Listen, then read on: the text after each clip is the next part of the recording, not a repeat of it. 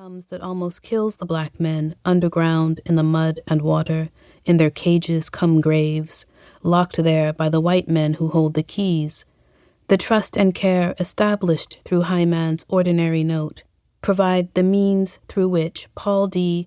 and the 45 other men held not only in chattel slavery, but also in a prison labor camp, grab onto those 1,000 feet of hand-forged chain, hold on to each other, plunge into, up, and out through the mud, and escape that prison/grave/ship in Alfred, Georgia. With that note, they are held. Note 3. Quote, "The past, or more accurately, pastness," Michel Rothtriot tells us, "is a position," end quote. Several years ago, when we were in Erlangen, Germany, R and I went to the Nazi Documentation Center and Nazi Party Rally Grounds in Nuremberg.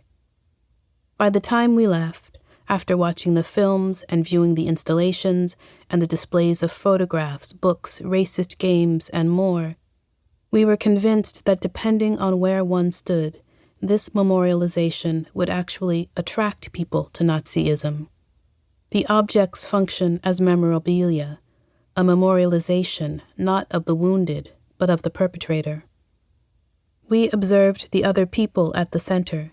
Some of their faces were filled with admiration for the brutalities of white nationhood and the heraldic call of white supremacy. They were lit with an emotion that was neither horror at the perpetrators nor sympathy for the victims. The visual and sonic repetitions in the documentation center may now be, or may have always been, incapable of doing the work of never again that in their installation they were intended to do. We saw in them not the condemnation of the Nazis, but their glorification. These displays enter a present in which, quote, "in no way can we identify the past as past," end quote. Note 4. You are going to have to fight. In the style section of the New York Times on Saturday, January 19th, 2019, Shaquille Heath's article, "The Other Talk," appears as part of the Rites of Passage series. In this instance, the other talk is the conversation that black parents have with their black children about anti-black racism. Heath recalls a conversation with her usually reticent father in which he gives her a language and a frame by which she can make sense of experiences that she has already had. She is 13 years old.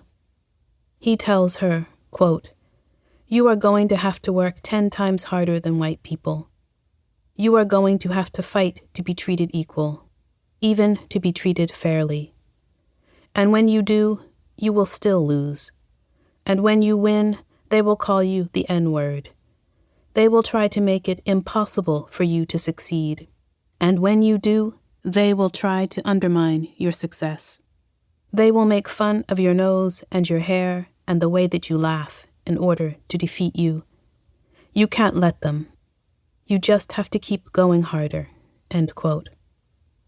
This talk is a detailed set of black notes about structural anti-black racism, white supremacy, and the afterlives of slavery. Heath recalls when in, quote, "elementary school, we learned about Dr. Martin Luther King Jr. My teacher told us how back then black people couldn't drink at the same water fountains as white people, and I sat in agony as all of my white-skinned peers peeked over the tops of their textbooks looking at me, the only black kid in a sea of white. Later, as we left to go out to recess, I stopped at the water fountain to get a drink, and then watched as the white girl after me used her sleeve to wipe the fountain before taking a drink herself," end quote. Heath's recollection reveals the way that the lessons that an institution imagines it is imparting, or the ones that we imagine the institution imagining it is imparting, like racism is bad, or look how